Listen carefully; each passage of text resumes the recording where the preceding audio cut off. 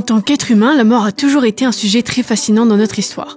Objet de nombreux livres, théories et très débattue par les philosophes, la mort est partie intégrante de la vie. Elle nous concerne tous, enfin c'est ce qu'on croit. Vous avez bien entendu.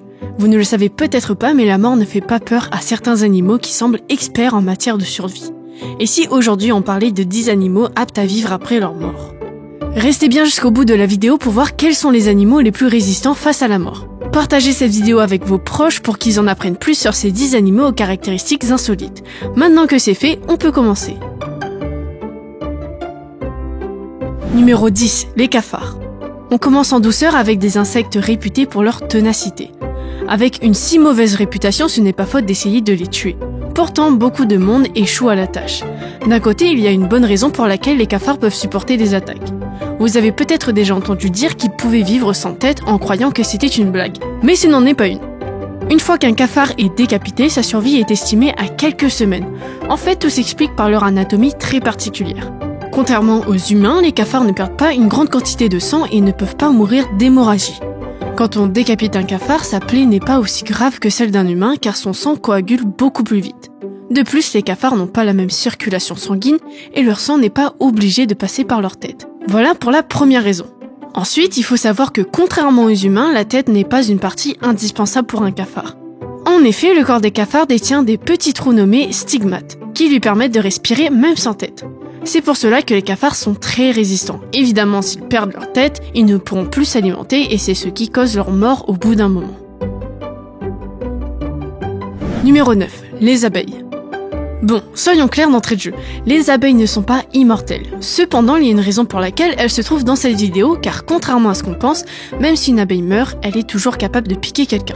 En fait, elles ne peuvent pas piquer volontairement, et ça c'est valable même lorsqu'elles sont vivantes d'ailleurs. La raison derrière cela? L'anatomie très simple des abeilles. Ces pauvres insectes ne contrôlent même pas leurs piqûres, et si c'était le cas, elles ne piqueraient pas car une abeille meurt forcément après avoir planté son dard quelque part. Pourquoi? En piquant quelqu'un, le dard se détache de l'abeille, ce qui déchire son abdomen. Cela est dû au fait que le dard est rattaché à un organe qui contient le venin. Il est aussi rattaché à un muscle, celui qui va servir de pompe pour faire sortir le venin. Ce mécanisme est donc indépendant et s'actionne dès que le dard est stimulé. Cela signifie que si une abeille est morte et qu'elle a encore son dard, celui-ci est actif et pourrait vous piquer en vous injectant du venin. Numéro 8. Les poulets. Demandez à un boucher si les poulets peuvent courir sans tête et ils vous répondront certainement oui. Ils auraient tort de dire le contraire car bien souvent c'est de leur faute si un poulet est capable de bouger même avec la tête coupée. Il y a même un cas spécial d'un poulet appelé Mike qui est resté vivant sans tête pendant 1 an et demi.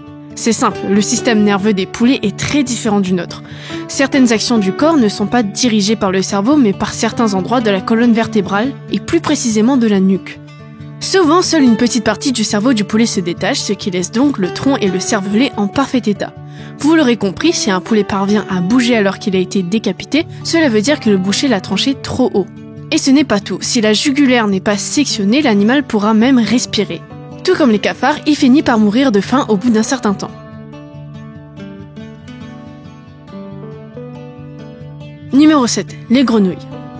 Même lorsque les grenouilles sont en mort cérébrale, la plupart d'entre elles peuvent continuer à bouger, d'après des expériences remontant au 19e siècle. À l'époque, le système nerveux n'était pas très bien expliqué, mais aujourd'hui on comprend mieux.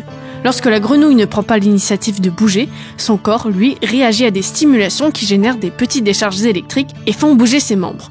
De ce fait, une grenouille, son cerveau peut se retourner, nager et même réagir lorsqu'on la touche en se mettant à crier. Numéro 6. La pieuvre. Cet animal vous impressionnera peut-être moins que le poulet étant donné qu'on voit déjà des vidéos sur internet de dégustation de pieuvres, surtout en Asie. Comme pour l'abeille, certaines parties du corps de la pieuvre restent actives après la mort de l'animal. Les cellules nerveuses de la pieuvre ne se trouvent pas là où on pourrait s'y attendre. Habituellement, elles sont toutes dans le cerveau, mais la pieuvre a 9 cerveaux, 1 par tentacule. Ainsi, ces parties du corps sont capables de bouger même si elles ne sont pas connectées au corps. Des études ont été menées dans une université de Londres. Plusieurs tentacules avaient été séparés du corps et dès que les scientifiques les touchaient, elles se rétractaient cherchant à s'enfuir. L'issue de cette étude montre que les tentacules peuvent rester actifs plusieurs jours, voire 1 semaine après que l'animal ne meure. Numéro 5. Les salamandres. Avec des habilités parfois considérées comme paranormales, les salamandres figurent sur cette liste pour plusieurs raisons. Premièrement, et peut-être que vous le savez déjà, mais dès qu'une salamandre a un membre coupé, cette dernière peut le régénérer très facilement. Cette régénération est due à une protéine qui permet de faciliter la réplication des cellules. Et comme si ça ne suffisait pas, le plus impressionnant c'est que le membre régénéré est identique, voire en meilleures conditions que l'ancien. Pour cette raison, cet animal est encore le sujet de nombreuses études afin de pouvoir peut-être un jour aider les humains. Numéro 4. Les mouches. Cet insecte parfois bien désagréable est en fait plus complexe qu'on ne le croit. Les mouches peuvent survivre à des températures glaciales et entrent en stase pour ce faire. Autre raison pour laquelle nous avons choisi d'en parler dans ce top, c'est que les mouches femelles vivent comme si de rien n'était après avoir été décapitées. Et ce, quelques jours. Les mâles iront même courtiser les femelles bien qu'elles aient perdu la tête. Seulement, elles n'auront pas le temps de pondre car les œufs prennent une semaine à être créés. Numéro 3. Les serpents. On entre dans le top 3 des animaux aux capacités particulières et ça devient très sérieux. Un peu à l'image des abeilles, le mécanisme du venin est assez indépendant pour le serpent. Seulement, ce n'est pas sur l'arrière-train que les choses se passent, mais dans la tête. Cette dernière accueille le venin de l'animal et peut en injecter même si l'animal est mort. En fait, les serpents ont des sortes de fosses réceptives à la chaleur sur leur tête. Ces dernières leur permettent de repérer des proies ou des menaces et parfois à plusieurs mètres de distance. Elles fonctionnent encore quelques temps après la mort de l'animal selon les différentes races. Ainsi, si quelqu'un se trouve suffisamment proche pour être détecté par sa chaleur, le serpent sera susceptible d'attaquer et de larguer son venin, parfois mortel. Comme quoi, couper la tête d'un serpent semblait être le moyen le plus adéquat pour s'en débarrasser une bonne fois pour toutes, mais c'est loin d'être le cas. 2. Les tortues. Dans la continuité des serpents, les tortues sont des reptiles passionnants qui ont la possibilité de continuer à vivre, même dans des circonstances pour le moins atténuantes. Les reptiles ont un système cardiaque spécial qui fait que leur cœur peut continuer à fonctionner correctement même sans aucun signal de la part du cerveau et du système nerveux. D'ailleurs, ce n'est pas exclusif aux reptiles, car on retrouve ce mécanisme chez les poissons et certains oiseaux. Sauf qu'à la différence de ces espèces, pour la tortue, son cœur peut rester intact beaucoup plus longtemps que pour celui d'autres animaux. Et quand on dit beaucoup plus longtemps, croyez-nous, c'est beaucoup plus long que ce que vous pouvez vous imaginer. Un exemple frappant est celui de la tortue Sternotherus minor, une petite race pourtant capable de survivre 5000 heures sans tête. Oui, 5000 heures, ce qui équivaut à peu près à 7 mois. Si cette race peut survivre aussi longtemps, c'est grâce à leur peau très poreuse. Celle-ci leur est utile pour absorber l'oxygène présent dans l'eau. Elles peuvent également l'absorber directement par leurs fesses et leur gorge. Et même si les quantités d'oxygène ne sont pas aussi grandes que d'habitude, cela ne pose aucun problème à leur cœur qui a sa propre réserve.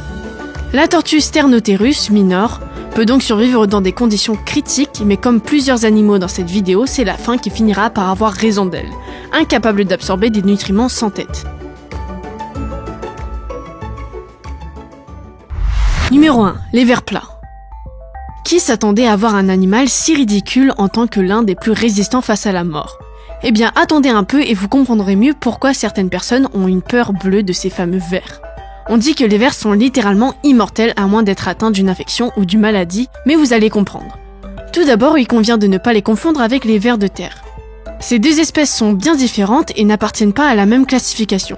Contrairement aux vers de terre, les vers plats n'ont pas un système digestif complet étant donné qu'ils n'ont pas d'anus, seulement une bouche. Souvent, on dit que lorsqu'on coupe un ver de terre en deux, celui-ci se dédouble. Cette information est fausse pour les vers de terre, mais c'est pour les vers plats que ça devient intéressant. En effet, ces vers aussi appelés vers planaires sont reconnus pour leur capacité à régénérer n'importe quelle partie de leur corps. Maintenant, ce qui est effrayant, c'est jusqu'où peut aller cette régénération. Parce que si vous coupez un ver planaire en deux, le résultat risque de vous faire froid dans le dos. En plus de faire régénérer sa queue, l'autre partie coupée, elle, arrive à former une tête toute neuve, ce qui crée littéralement de nouveaux vers. Donc en théorie, plus on coupe ces vers, plus il y en a. Et le pire dans tout ça, c'est que ce n'est pas que de la théorie. Des chercheurs ont déjà réussi à faire pousser plusieurs centaines de vers qui étaient comme neufs. Encore une chose, les vers sont dotés d'une mémoire plus sophistiquée que vous ne croyez. Elle n'est pas stockée dans la tête, ce qui signifie qu'un ver coupé est capable de conserver sa mémoire. Voilà, après ça, autant dire que certains de ces animaux ont définitivement pris en crédibilité. Lequel de ces animaux vous a-t-il le plus choqué ? Connaissez-vous d'autres animaux résistants face à la mort ? Faites-le nous savoir dans l'espace commentaire ci-dessous. Si cette vidéo vous a plu, mettez un j'aime et abonnez-vous. Merci de votre visionnage et on se dit à très vite sur la chaîne.